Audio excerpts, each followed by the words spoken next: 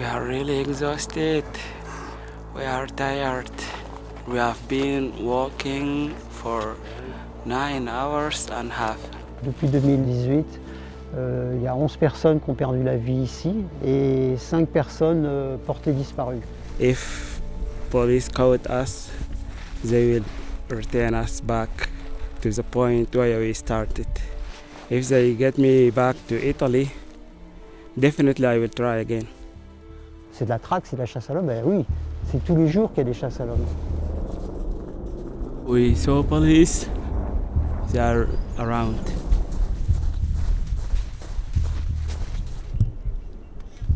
They are coming, right?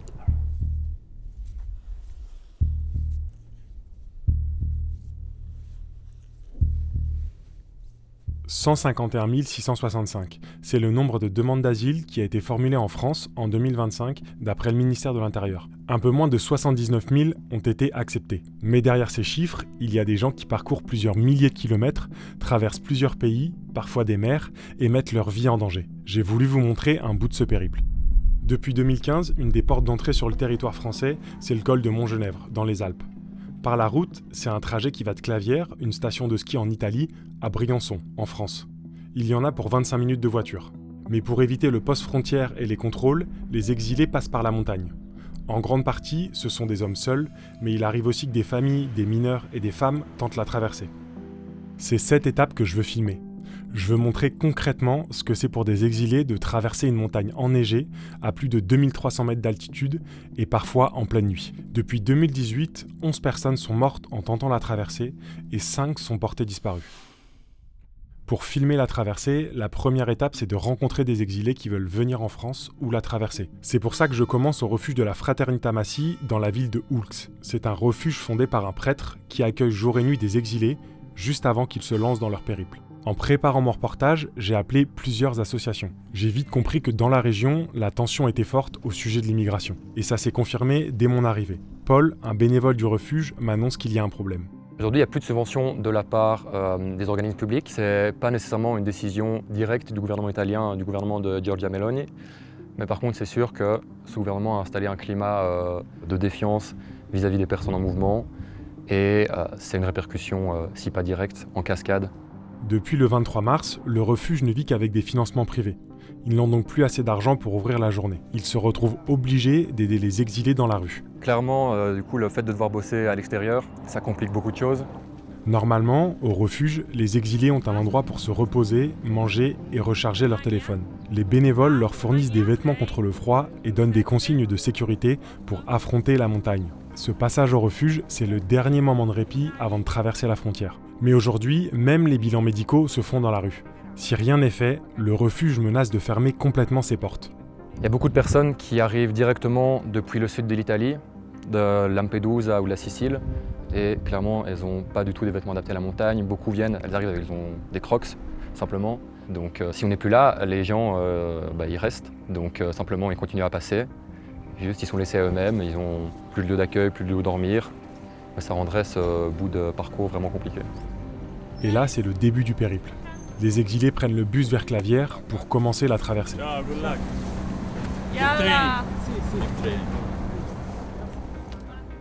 C'est justement à Clavières que j'ai rencontré Abdelhameed. Quand il a vu ma caméra, il est venu me demander ce que je venais faire comme reportage. Je lui ai expliqué, on a discuté, et il a tout de suite accepté que je le suive avec 2 de ses amis, Ahmed et Montassir. Cool, perfect. My name is Abdelhameed. I'm 23 years old. I'm from Sudan.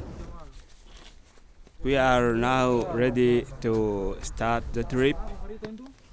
You know, this is my bag, as you see. These are the gloves, the water. This is a blanket, and this is that's supposed to keep me warm. This is a passport, and I have some clothes if I get the chance to cross the border. All my things in one bag, in this bag, yes. You know, the journey is all about timing, so you need to choose the perfect time so as the police not to catch you. And the perfect time for the day trip is around maybe 12 to 2 o'clock because they have kind of break and doing lunch and so and so.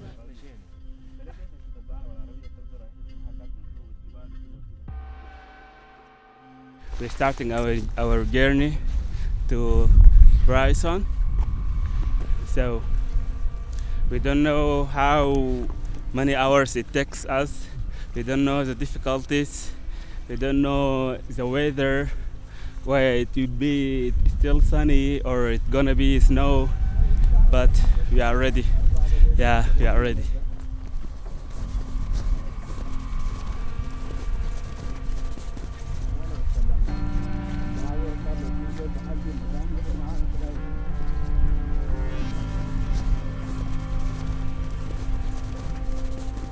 There is people around skiing, enjoying themselves, so it's really interesting. Yeah, it's really interesting. À ce moment-là, je me rends compte du décalage de la situation. D'un côté, des gens font du ski, et de l'autre, Abdelhameed s'apprête à risquer sa vie. Let's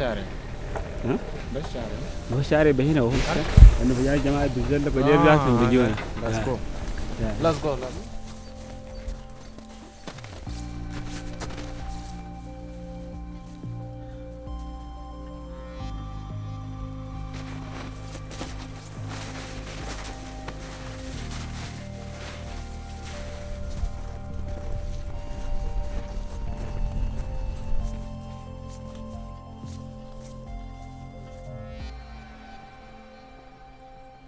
ده مسارنا الأحمر، النقطة الأحمر دي مسارنا. نلاقوا المسار على اليسار بس، وإحنا ماشيين نمشي يسار. We are almost losing our path, but we somehow reconnected.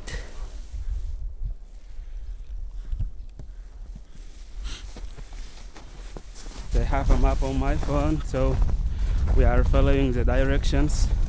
We are going according to the map because, as you see, mountains everywhere, snow.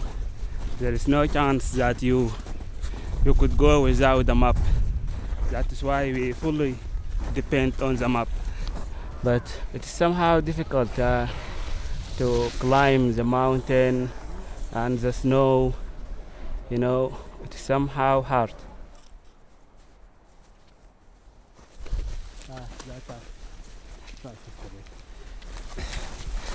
It's difficult.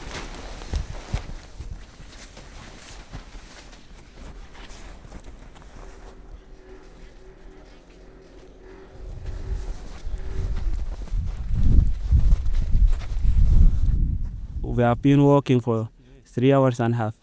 In fact, it's difficult.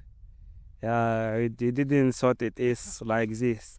I didn't think that there is, mountains you climb up, getting down, and you have to hide here and there and so on. So we just thought that you're going to the station. If you have money, get a ticket, and you will go wherever you want, like normal people. But in fact, it's different. I can't say I'm disappointed because we have been through tough times. So we will gonna make it. We are gonna make it. Quand il parle de moments difficiles, je me demande ce qu'il a pu traverser pour en arriver là. This is in Sudan, maybe. Yeah, this is in Sudan. In Sudan, I have 4 brothers and 3 sisters. Before the war, I was live a normal life. I work in the market. I have a small business. So it's a normal life.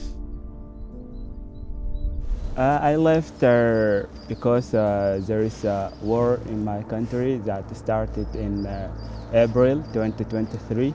The war started inside the capital where I was living by that time.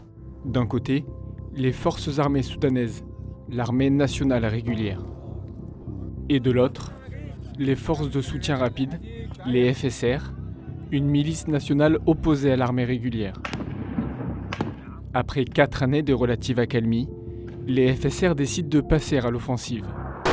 Nous sommes le 15 avril 2023 et le Soudan s'enfonce de nouveau dans la guerre civile.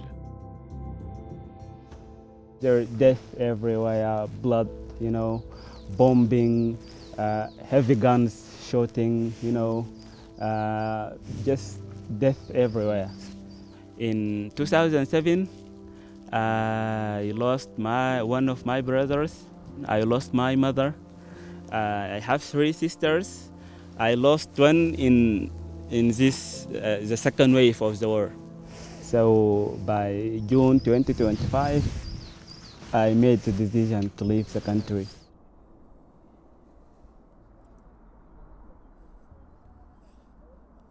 If you see the desert behind me, it's all desert.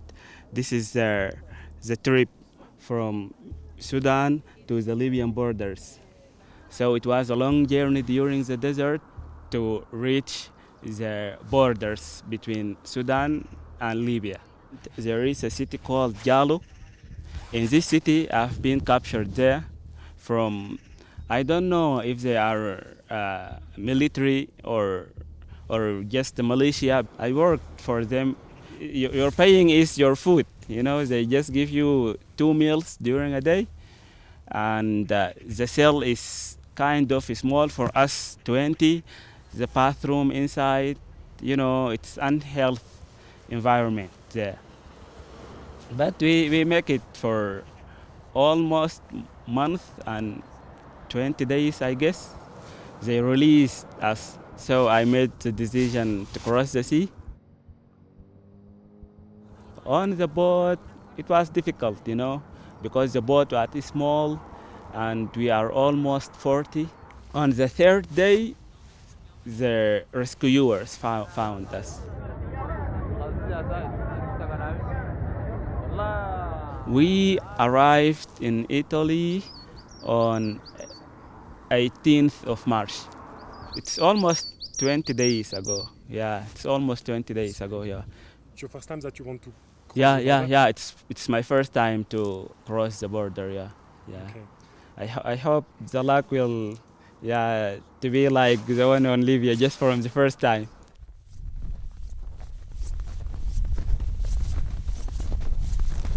À ce moment-là, on reprend la route, ça fait 4h30 qu'on marche.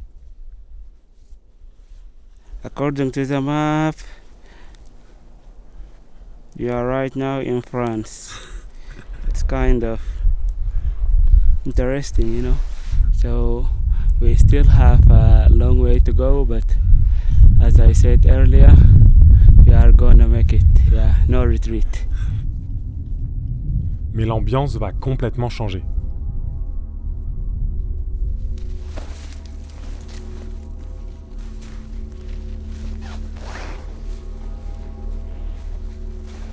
We saw police and we are trying to change our way.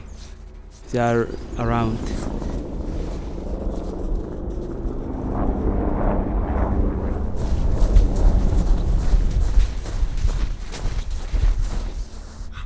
They are coming, right?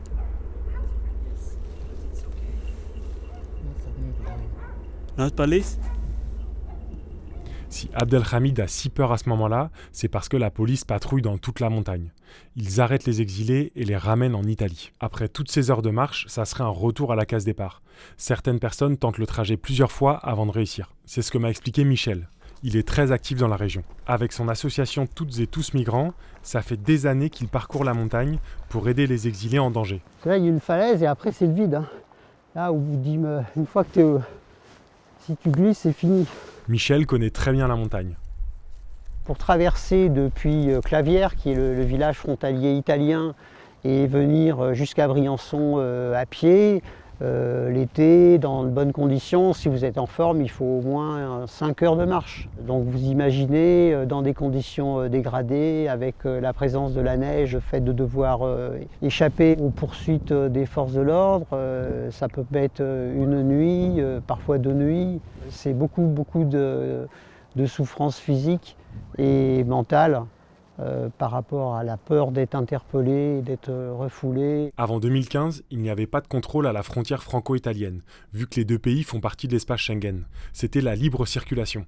Mais depuis le rétablissement du contrôle aux frontières en 2015, le nombre de forces de l'ordre a augmenté et les contrôles se sont renforcés. Dans la montagne, Michel a vu la police nationale, plusieurs escadrons de gendarmes mobiles et des militaires liés à l'opération Sentinelle. Tous avec plus ou moins d'effectifs.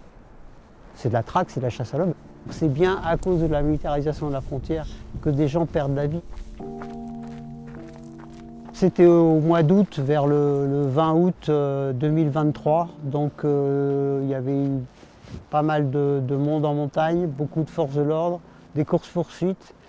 Et en pleine nuit, vers minuit, donc 2 personnes fatiguées, ayant dû justement échapper à une course-poursuite, sont arrivés ici.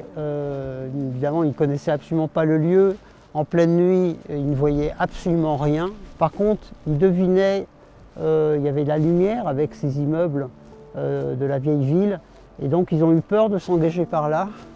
Ils ont eu peur de tomber sur la police. Donc, là, il y avait moins de lumière. Ils ont cru qu'ils pouvaient passer par là. Ils ne se rendaient pas compte que c'était une falaise. Très vite, ils se sont retrouvés bloqués. Et quand celui qui était devant a cherché à faire demi-tour, il est tombé. Et l'autre est resté accroché dans la falaise jusqu'au petit matin où il a appelé au secours et des gens l'ont entendu et ont appelé les secours qui ont réussi à le libérer avec beaucoup de difficultés.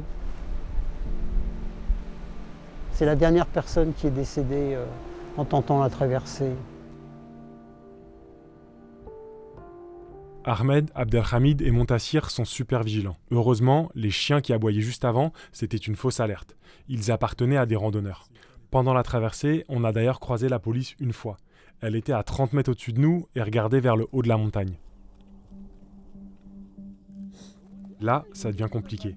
Le soleil se couche et on sait qu'on ne va pas finir la traversée avant la nuit. Pourtant, c'est à ce moment-là que c'est le plus dangereux. À cette période, il peut faire jusqu'à moins 15 degrés la nuit.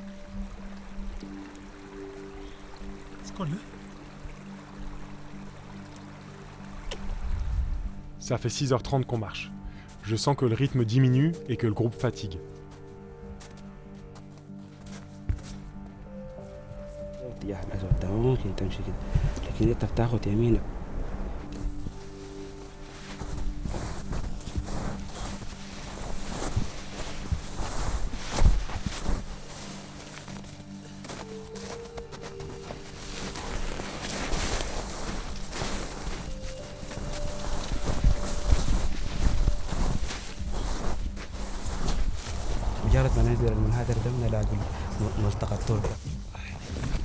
For all the distance I have crossed, I'm really happy because I'm doing great. Of course, you are tired, you are exhausted, but we will make it. We will make it. Yeah.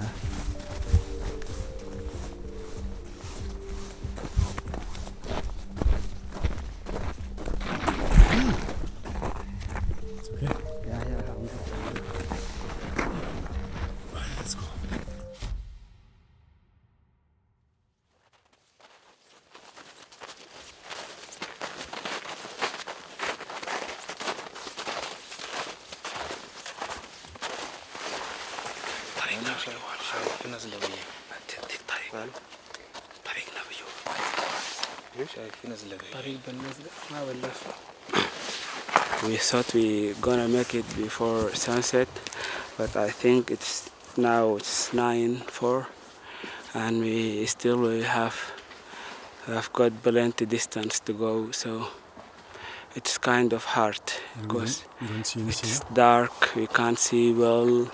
We don't know if there is wild animals or not. You don't know where you put your food.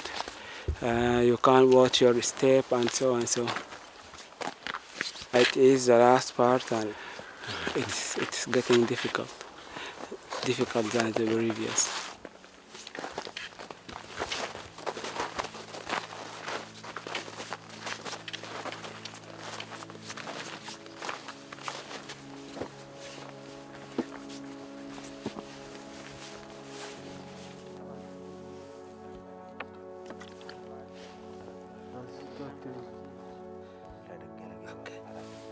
really exhausted. We are tired. So literally we have been walking for 9 hours and a half without food, cold water, some biscuit. Yeah, it's a crazy journey, of course.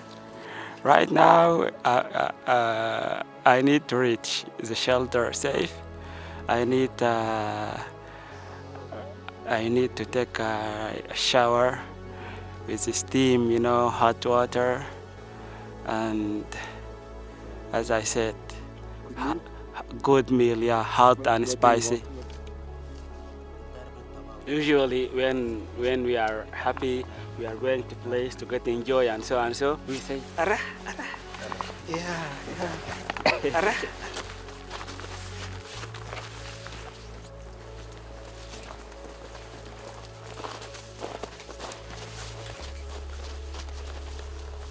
Là, ce qu'on voit, c'est les premières lumières de Briançon.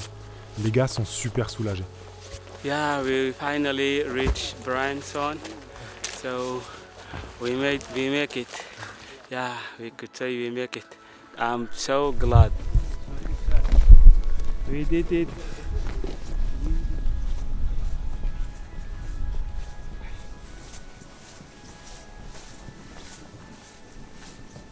We safe, happy. Yeah.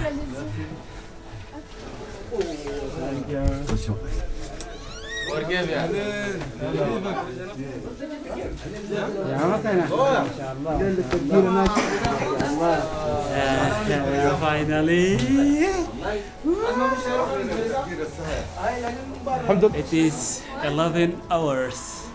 We have been working for 11 hours. So it's really a long distance, but it's a good adventure, We kind of enjoy it, yeah. Welcome here, and Thank you. Can you ask people if they are pain somewhere in the feet or? Okay. Les personnes, elles arrivent souvent dans des états de vulnérabilité assez grands, assez importants, donc souvent gelées, surtout par ces périodes. Elle, c'est Charlotte. Elle est bénévole au refuge solidaire. C'est le premier lieu où les exilés arrivent après avoir traversé la frontière. Un des premiers trucs qu'on fait, un des premiers gestes en fait, ça va être la bassine d'eau tiède, pour du coup vérifier si les extrémités ont subi des gelures importantes ou non. Voir si du coup il faut aller à l'hôpital. On a parfois des gelures les tissus vont tellement nécroser qu'il va falloir amputer, ça arrive. Ensuite, il y a la nourriture. Mais ouais, là, en vrai, les gars, ce qui les attend, c'est de pouvoir se reposer, mais 3 jours maximum, avant de continuer leur route, quoi. Après ce périple dans la montagne, les gars ont besoin de se reposer. Je passerai les voir le lendemain pour prendre de leurs nouvelles et savoir ce qu'ils veulent faire ensuite. Mais je me pose des questions. Comment on en est arrivé à cette situation où des demandeurs d'asile qui fuient la guerre risquent leur vie pour arriver en France? Et concrètement, c'est quoi la voie légale pour ces personnes? J'ai posé la question à Isabelle, de Médecins du Monde à Briançon. Elle a une permanence au refuge et reçoit tous les jours des exilés. C'est vraiment le fait qu'il y ait une présence policière, qu'il y ait une militarisation de la frontière, c'est ça qui a des conséquences sur la santé physique et psychique des personnes. Normalement, le cadre légal, c'est que des personnes pourraient pouvoir se présenter au poste de la police aux frontières, dire voilà, nous demandons l'asile, nous voulons demander l'asile en France, et on devrait pouvoir les laisser passer au titre de l'asile avec un récépissé qui dit qu'ils rentrent sur le territoire français et ils ont un certain temps pour aller faire leur demande d'asile en France. Sauf qu'aujourd'hui, c'est un peu le grand flou sur les contrôles aux frontières. Les hommes seuls, comme Abdelhameed et ses amis, n'essaient même pas de passer par le poste frontière, car ils pensent que leur demande d'asile ne va pas aboutir et qu'ils vont être foulés. Pour les personnes dites vulnérables, comme les familles, les mineurs ou les femmes seules, c'est un peu aléatoire. Parfois ils passent, parfois non. Ces entraves au droit d'asile sont dénoncées par les associations, et même par le Conseil d'État dans une décision de 2024. Maintenant qu'Abdelhameed est sur le sol français, je veux évidemment lui demander ce qu'il a en tête pour la suite. Est-ce qu'il veut toujours aller en Angleterre? Est-ce qu'il veut demander l'asile en France? Je pensais que depuis son départ du Soudan, il avait quelque chose de clair en tête. It's really difficult to say that my next is 1, 2, 3. You can't do what you plan to do because the situation in the ground are difficult and hard somehow. So maybe I wish to go somewhere else. The situation may not help. You know, maybe there would be more difficulties. So I feel like I need to think for 2 days maybe, and then I will make a decision. Si Abdelhameed parle de 2 jours, c'est parce que c'est le temps qui lui reste au refuge. Donc après avoir quitté son pays, parcouru le désert en Libye, traversé la Méditerranée et les montagnes italiennes, il lui reste seulement 2 jours pour décider où il va commencer sa nouvelle vie. Back in my country, we have been through difficult times. You see, we have been in a point that just we wish to live a secure life, you know, to work, to get some medicine, you know, to clean, to drink clear water, and so on, so on, so. So, I don't know how my my dream would be, but it would be a normal life.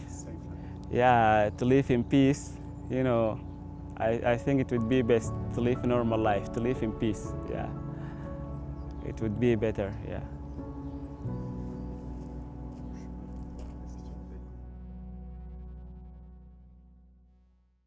Pour vous donner des nouvelles d'Abdelhameed, on s'est revu après le reportage et il a pris sa décision, il veut rejoindre l'Angleterre. Concernant l'histoire que m'a raconté Michel sur l'homme qui est mort en tentant la traversée en 2023. Le parquet de Gap me signale que le dossier a été clôturé et classé fin 2024 sans qu'aucune infraction ait été retenue. J'aurais aimé échanger avec la préfecture des Hautes-Alpes, mais malheureusement, je n'ai pas eu de réponse à toutes mes questions. Merci au photographe Hervé Lequeux de m'avoir accompagné. Il documente le chemin de l'exil depuis de nombreuses années. Vous pouvez retrouver son travail sur ses réseaux sociaux. Et merci à vous d'avoir regardé cette vidéo. Si on peut faire des reportages de terrain comme celui-ci, c'est grâce à vos dons. Donc si vous le pouvez, soutenez-nous financièrement.